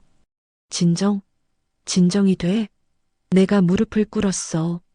그 시장통 할망구 앞에서 최 회장의 얼굴이 불그락푸르락했습니다. 그래도 한 달 벌었잖아요. 그 사이에 뭔가 방법을. 이 여사가 조심스럽게 말했습니다. 방법? 무슨 방법? 금융권이 다 막혔는데 무슨 수로 300억을 구해. 해외 투자자를 찾아보든가. 그게 하루 이틀에 되는 일이야. 최 회장이 고함을 질렀습니다. 바로 그때 최 회장의 휴대폰이 울렸습니다. 화면에 뜬 이름은 박 실장이었습니다. 금자 여사의 박 실장이었습니다. 여보세요? 최 회장님, 박 실장입니다. 회장님께서 전화라는 말씀이 있습니다. 뭔데요? 오늘 기자회견 잘 보셨답니다. 약속대로 한 달 드리겠답니다. 최 회장이 안도의 한숨을 내쉬었습니다. 고맙습니다. 진짜. 그리고 하나 더 있습니다. 네. 내일 아침 9시 뉴스 꼭 보시랍니다. 선물을 준비했다고 하시더군요. 전화가 끊어졌습니다. 최 회장의 얼굴에 불안한 기색이 스쳤습니다. 선물? 무슨 선물? 다음 날 아침 9시 TV에서 긴급 뉴스가 흘러나왔습니다. 긴급 속보입니다. 대형건설 최만식 회장이 수백억 원대 비자금을 조성하고 정관계에 뇌물을 공유한 혐의로 검찰 수사를 받게 됐습니다. 최 회장의 얼굴이 새하얗게 질렸습니다. 손에 들고 있던 커피잔이 바닥에 떨어져 산산조각 났습니다. 또한 최 회장의 아들 최준호 씨에 대해서도 아내 상습 폭행 혐의로 구속영장이 청구된 것으로 알려졌습니다. 검찰은 피해자 진술과 의료기록, 녹음 파일 등 결정적 증거를 확보한 것으로 전해집니다. 이게 최 회장이 비틀거렸습니다. 이 여사가 급히 부축했습니다. 여보, 괜찮아요? 검찰 관계자는 익명의 제보로 수사에 착수하게 됐다며 증거가 매우 구체적이고 방대하다고 밝혔습니다. 또한 비자금 조성 과정에서 회계 조작과 탈세 혐의도 추가로 확인되고 있다고 덧붙였습니다. 최 회장의 손에서 리모컨이 떨어졌습니다. 그 여자가 이와 관련해 금융당국도 대형 건설에 대한 특별 감사에 착수할 예정입니다. 업계에서는 대형 건설의 부도가 초읽기에 들어갔다는 분석이 나오고 있습니다. 금자 여사였습니다. 어제 기자회견은 믿기에 불과했습니다. 사과를 받아내는 척하면서 뒤에서는 칼을 갈고 있었던 것입니다. 진짜 칼은 뒤에서 날아온 것이었습니다. 아버지, 어떡해요? 구속영장이래요. 최준호가 패닉 상태로 소리쳤습니다. 닥치라고. 최 회장이 고함을 질렀습니다. 하지만 그의 목소리에는 더 이상 힘이 없었습니다. 무너지는 제국의 왕이 내지르는 마지막 비명 같았습니다. 성북동 저택. 금자 여사가 창밖을 바라보며 중얼거렸습니다. 아침 햇살이 정원의 나무들을 비추고 있었습니다. 사돈어른 말했잖아요. 한 방에 끝내면 재미없다고. 금자 여사가 차를 한 모금 마셨습니다. 따뜻한 녹차 향이 서재에 퍼졌습니다. 천천히, 아주 천천히 말려 죽인다고. 이제 시작이에요. 박 실장이 조심스럽게 물었습니다. 회장님, 다음 단계는 어떻게 하시겠습니까? 검찰 수사 지켜보면서 때 되면 300억 상환 청구해. 그리고 주주총회 준비해. 대형 건설 경영권 내가 가져갈 거야. 네. 그 회사 망하게 두면 거기서 일하는 직원들이 불쌍하잖아. 그 사람들은 죄가 없으니까. 회사는 내가 살리고 저놈들만 지옥에 보낼 거야. 박 실장이 고개를 숙였습니다. 알겠습니다, 회장님. 금자 여사가 창밖을 바라봤습니다. 민지야, 조금만 더 기다려. 저놈들이 완전히 무너지는 거 엄마가 꼭 보여줄게. 복수의 칼날이 서서히 조여들고 있었습니다. 검찰 수사가 시작되고 일주일이 지났습니다. 대형 건설 본사에는 검찰 수사관들이 상주하다시피 했고 회계 장부와 서류들이 트럭째로 압수되었습니다. 회장님, 검찰에서 또 소환장이 왔습니다. 비서가 조심스럽게 말했습니다. 이번이 몇 번째야? 최 회장이 힘없이 중얼거렸습니다. 불과 보름 전만 해도 위풍당당하던 그의 모습은 온데간데 없었습니다. 눈은 충혈되어 있었고 수염도 제대로 깎지 못해 덥수룩했습니다. 밤잠을 설친 게 며칠째인지 기억도 나지 않았습니다. 그리고 최준호 전무님 소식입니다. 준호가 어쨌어? 오늘 새벽에 구속됐습니다. 상습 폭행 및 상해 혐의로요. 최 회장의 손에서 펜이 떨어졌습니다. 뭐? 구속이라고? 네. 증거가 너무 확실해서 영장이 바로 발부됐답니다. 진단서, 사진, 녹음 파일까지. 변호사도 손쓸 방법이 없다고 합니다. 최 회장이 책상에 이마를 박았습니다. 끝났어. 다 끝났어. 그 시각 서울구치소. 최준호는 차가운 독방에 앉아 있었습니다. 며칠 전까지만 해도 평창동 고급 저택에서 술 마시며 큰 소리치던 그가 이제는 죄수복을 입고 철창 안에 갇혀 있었습니다. 창문도 없는 좁은 방, 딱딱한 침대, 녹슨 변기. 이것이 그의 새로운 현실이었습니다. 이런, 젠장. 최준호가 벽을 주먹으로 내리쳤습니다. 하지만 아무 소용이 없었습니다. 주먹만 피가 나고 아플 뿐이었습니다. 이게 다 그년 때문이야. 민지 그년이 입을 열어서 아직도 자신이 잘못했다는 생각은 없었습니다. 오히려 아내를 원망하고 있었습니다. 2년 동안 자신이 저지른 짓은 까맣게 잊고 자신이 피해자라고 생각하고 있었습니다. 나가면 가만 안 둬. 하지만 그가 나갈 수 있을지는 아무도 몰랐습니다. 검찰에서는 추가 혐의까지 검토하고 있었고 형량은 점점 늘어나고 있었습니다. 변호사는 최소 5년은 각오하라고 했습니다. 5년. 5년이라고. 최준호가 머리를 쥐어뜯었습니다. 30대 후반의 황금기를 감옥에서 보내야 한다는 현실이 믿기지 않았습니다. 같은 시각 이 여사는 평창동 저택에서 홀로 술을 마시고 있었습니다. 한때 하인들로 북적이던 집은 텅 비어 있었습니다. 도우미도 운전기사도 경비원도 다 떠났습니다. 월급을 줄 수 없으니 당연한 일이었습니다. 아이고, 내 팔자야. 이 여사가 소주잔을 기울이며 한탄했습니다. 며칠 사이에 10살은 늙어 보였습니다. 머리도 제대로 빗지 못해 헝클어져 있었고 화장기 없는 얼굴은 초췌했습니다. 내가 뭘 잘못했다고. 아들 하나 잘 키워보려고 했던 게 죄야? 그때 거실로 최 회장이 들어왔습니다. 얼굴이 사색이 되어 있었습니다.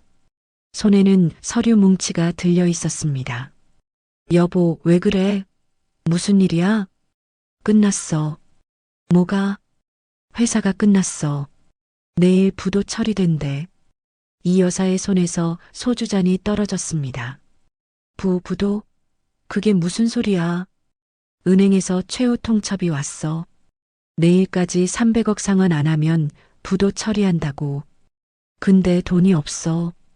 어디서도 안 빌려줘. 최 회장이 소파에 털썩 주저앉았습니다. 그 여자가, 박금자, 그 여자가 완전히 조여놨어. 금융권, 사채, 해외까지 다 막아놨더라고. 내가 40년 쌓아온 인맥이 하룻밤 사이에 다 끊겼어. 그럼 우리 어떡해? 이 집은? 재산은? 다 날아가. 회사 부도나면 연대보증 서 있으니까 개인 재산도 다 압류당해.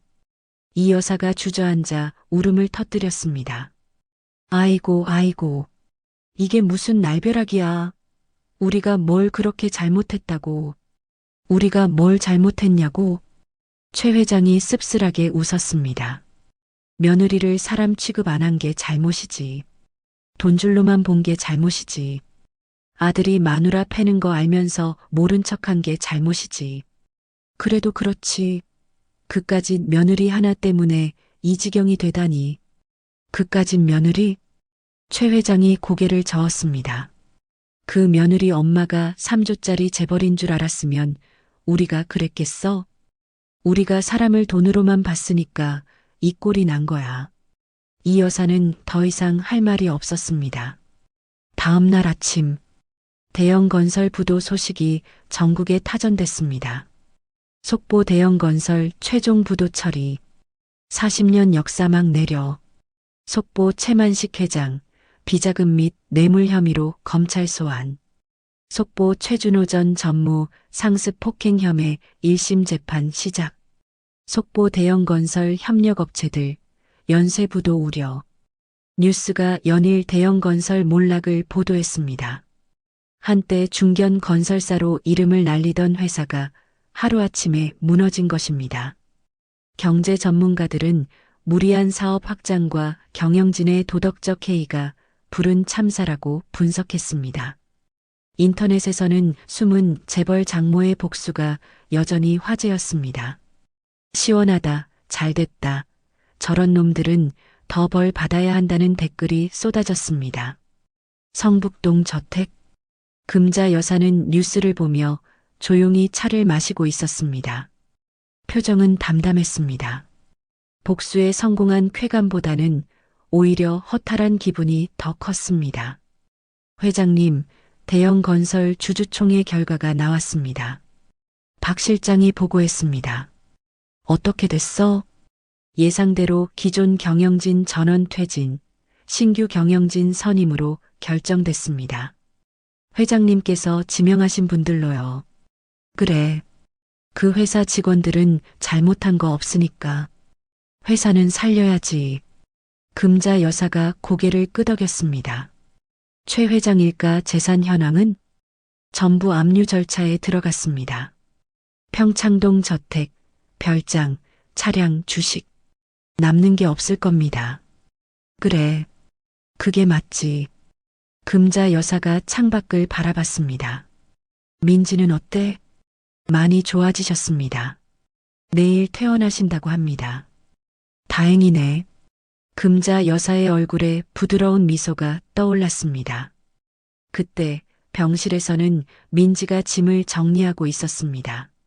뱃속의 아기는 무사히 자라고 있었고 민지의 상처도 많이 아물었습니다.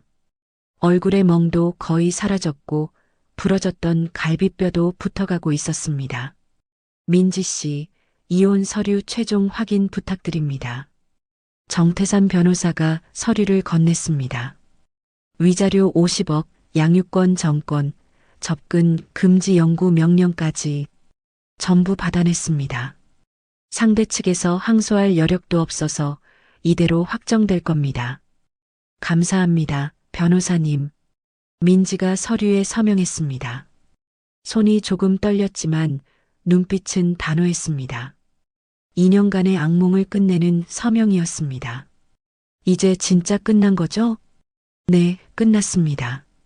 민지 씨는 이제 자유예요. 법적으로 완전히 남남입니다. 민지의 눈에 눈물이 고였습니다. 하지만 이번에는 슬픈 눈물이 아니었습니다. 안도의 눈물, 해방의 눈물이었습니다. 2년이었어요.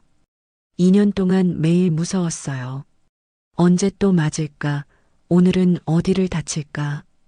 매일 그 생각뿐이었어요.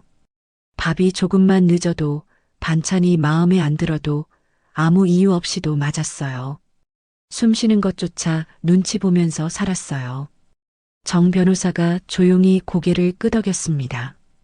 근데 이제 안 무서워요. 이제 진짜 끝났으니까. 민지가 배를 쓰다듬었습니다. 이 아이는 절대 그렇게 안 키울 거예요.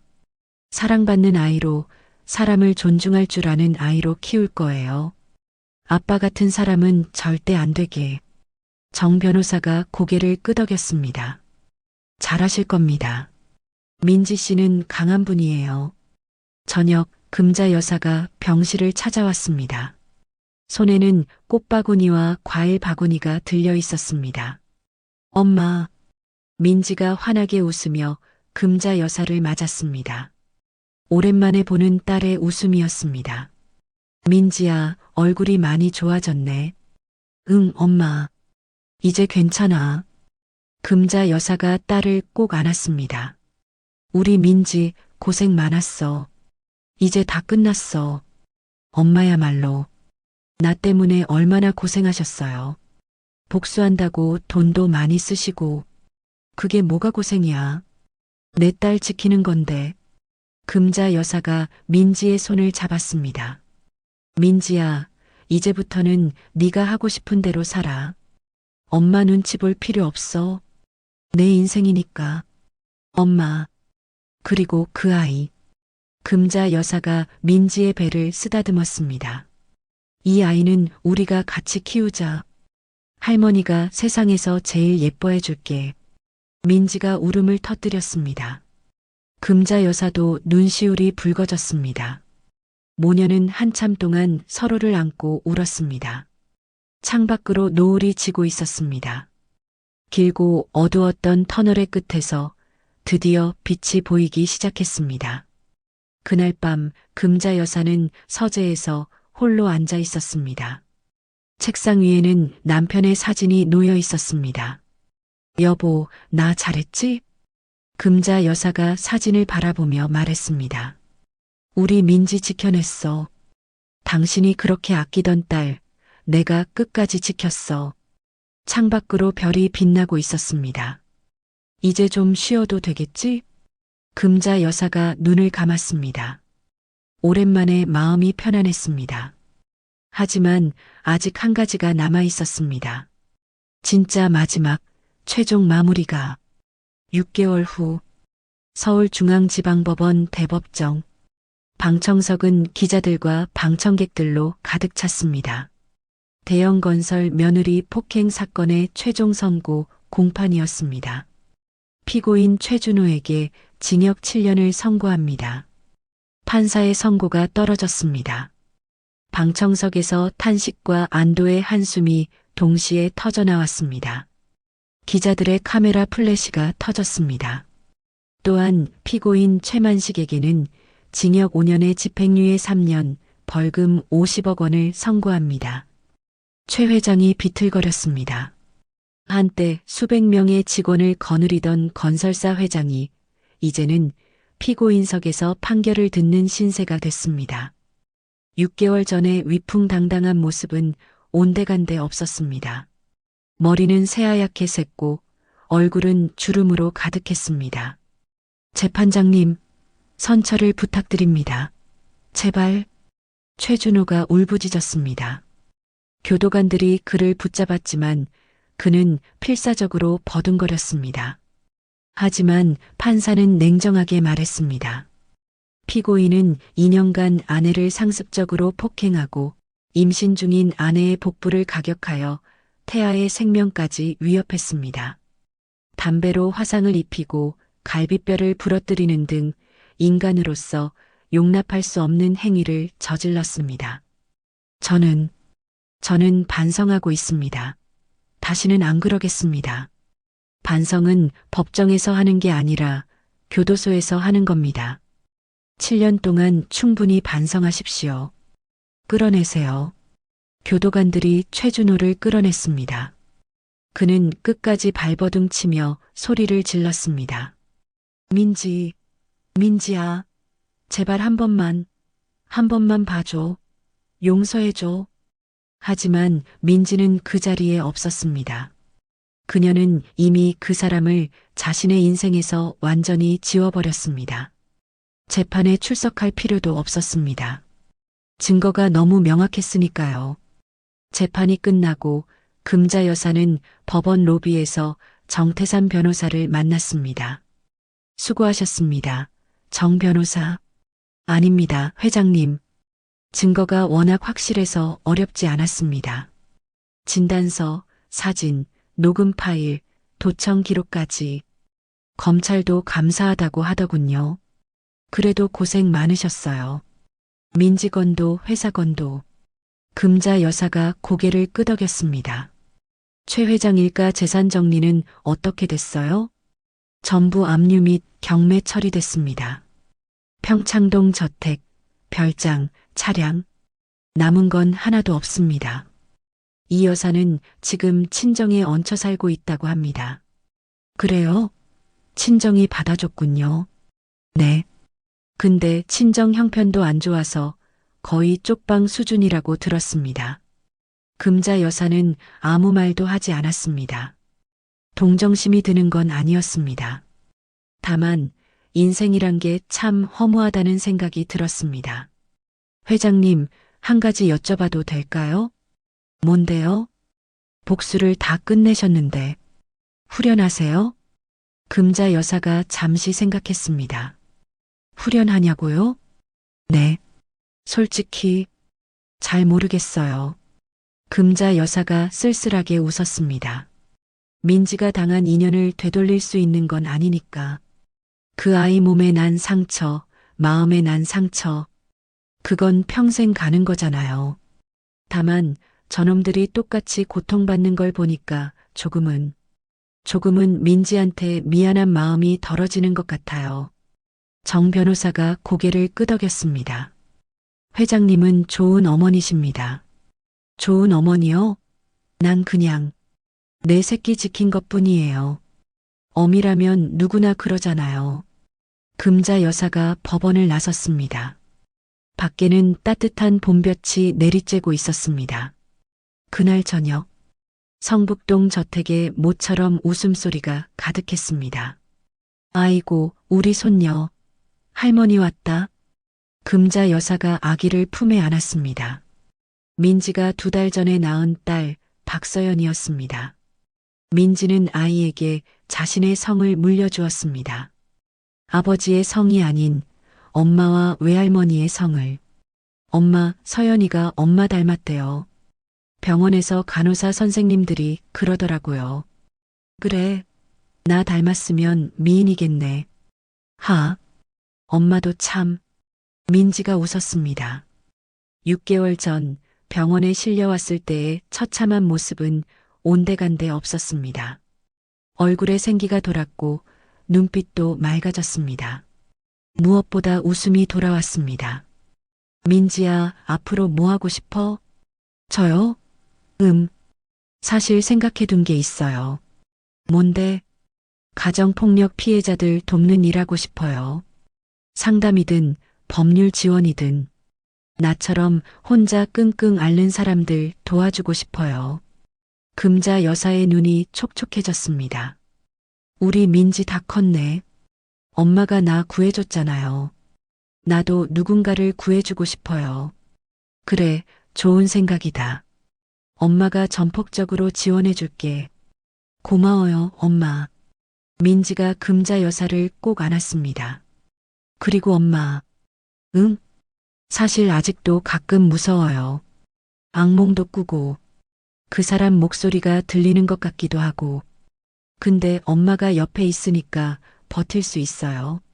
서연이도 있고 이제 혼자가 아니니까. 금자 여사가 딸의 머리를 쓰다듬었습니다. 그래, 넌 이제 혼자가 아니야. 엄마가 평생 옆에 있을게. 서연이도 너도 내가 끝까지 지켜줄게. 응, 알아요. 알아. 모녀는 한참 동안 서로를 안고 있었습니다. 아기 서연이가 2 사람 사이에서 방긋 웃었습니다. 며칠 후 금자 여사는 혼자 어딘가로 향했습니다. 박 실장도 데려가지 않았습니다. 이건 혼자 해야 할 일이었습니다. 도착한 곳은 서울 외곽의 한 요양원이었습니다. 허름한 건물, 낡은 간판. 한때 평창동 고급 저택에서 살던 사람이 머물 곳은 아니었습니다. 금자 여사가 접수대에서 면회를 신청했습니다. 이순자 씨 면회 왔습니다. 아, 네. 잠시만요. 근데 면회객이 처음이시네요. 그래요? 네. 6개월 동안 아무도 안 오셨거든요. 금자 여사는 아무 말도 하지 않았습니다. 잠시 후 휠체어를 탄 이 여사가 나타났습니다. 6개월 전과는 완전히 다른 모습이었습니다. 머리는 새하얗게 샜고 얼굴은 주름투성이었습니다. 화려한 명품 옷 대신 낡은 환자복을 입고 있었습니다. 손은 가늘게 떨리고 있었습니다. 사돈어른? 이 여사가 눈을 크게 떴습니다. 믿기지 않는다는 표정이었습니다. 오랜만이에요, 사돈어른. 금자 여사가 맞은편에 앉았습니다. 왜 여길? 날 비웃으러 오셨어요? 아니요. 마지막으로 할 말이 있어서요. 원망해요? 이 여사가 한참 동안 금자 여사를 바라봤습니다. 그 눈에는 원망도 분노도 없었습니다. 그저 깊은 피로와 체념만이 있었습니다. 그러다 힘없이 고개를 저었습니다. 원망요? 할 자격이 없죠. 우리가 먼저 잘못했으니까. 매일 생각해요. 그때 내가 왜 그랬을까? 며느리가 맞는 걸 알면서 왜 모른 척 했을까? 왜 오히려 부추겼을까? 왜 그 애를 사람 취급 안 했을까?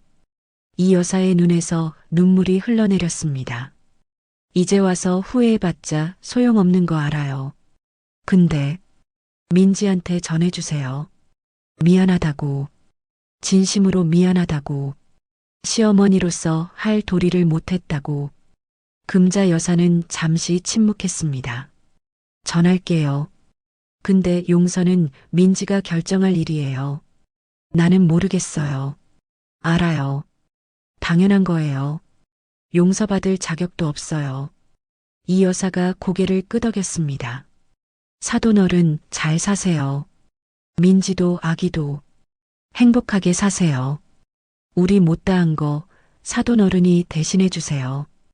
금자 여사가 자리에서 일어났습니다. 사돈어른도요. 남은 인생 후회하면서 사세요. 그게 벌이에요. 금자 여사가 요양원을 나섰습니다. 뒤도 돌아보지 않았습니다. 차에 오른 금자 여사가 창밖을 바라봤습니다. 하늘이 맑았습니다. 길고 어두웠던 밤이 끝나고 드디어 새벽이 오고 있었습니다. 여보, 금자 여사가 중얼거렸습니다. 이제 진짜 끝났어. 우리 민지, 내가 끝까지 지켜냈어. 창밖으로 봄꽃이 흩날리고 있었습니다. 이제 우리 민지는 행복해질 거야. 서연이도 사랑받으며 클 거야. 당신은 걱정 말고 편히 쉬어. 금자 여사가 눈을 감았습니다. 따뜻한 햇살이 그녀의 얼굴을 비추고 있었습니다. 성북동 저택으로 돌아온 금자 여사를 민지와 서연이가 반겼습니다. 엄마, 어디 다녀오셨어요? 응, 마지막으로 정리할 게 있었어. 무슨 정리요? 과거. 이제 진짜 끝났어. 금자 여사가 손녀를 안아 올렸습니다. 자, 이제 우리 서연이 데리고 산책 갈까? 날씨 좋다. 좋아요, 엄마. 세 사람이 손을 잡고 정원으로 나섰습니다. 봄바람이 부드럽게 불어왔습니다. 지옥 같았던 시간이 지나고 드디어 새로운 봄이 왔습니다. 돈과 권력으로 약자를 짓밟으려던 오만한 자들의 최후는 결국 처참한 파멸뿐이라는 것을 다시 한번 확인했습니다.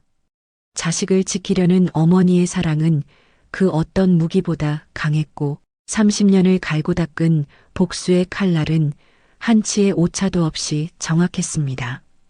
비바람이 몰아치는 차가운 새벽 맨발로 뛰쳐나가 피투성이가 된 딸을 안아주던 그 따뜻한 품이 결국은 얼어붙은 딸의 인생에 다시 봄을 가져왔습니다. 우리네 인생에도 때로는 감당하기 힘든 폭풍우가 몰아치고 억울함에 가슴을 치게 되는 순간들이 예고 없이 찾아오곤 합니다. 하지만 금자 여사가 보여준 것처럼 불의에 굴복하지 않는 용기와 가족을 향한 진실한 사랑만 있다면 우리는 그 어떤 시련도 반드시 이겨낼 수 있습니다. 오늘 들려드린 통쾌한 복수극이 답답한 현실에 지친 여러분의 가슴을 뻥 뚫어주는 시원한 사이다가 되고 또 따뜻한 위로가 되었기를 바랍니다. 어둠은 결코 빛을 이길 수 없으며 진심으로 흘린 눈물은 언젠가 반드시 기쁨의 꽃으로 피어난다는 사실을 잊지 마시길 바랍니다. 오늘 하루도 각자의 자리에서 치열하게 삶을 지켜낸 여러분 모두가 누군가에게는 금자 여사처럼 세상에서 가장 든든하고 위대한 영웅일 것입니다. 여러분의 가정에 언제나 희망이라는 이름의 따뜻한 봄 햇살이 가득 비추기를 진심으로 기원합니다. 이야기를 끝까지 들어주신 분이 계시다면 잘 들었다고 댓글 하나만 남겨주세요. 지금까지 똑순이 사랑방이었습니다. 감사합니다.